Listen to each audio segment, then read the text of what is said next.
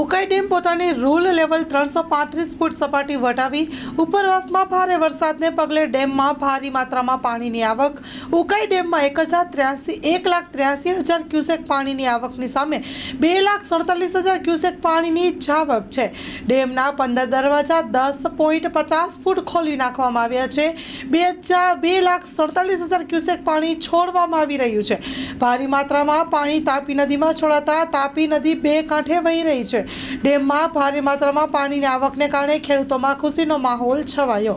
Story report by Vikas Shah.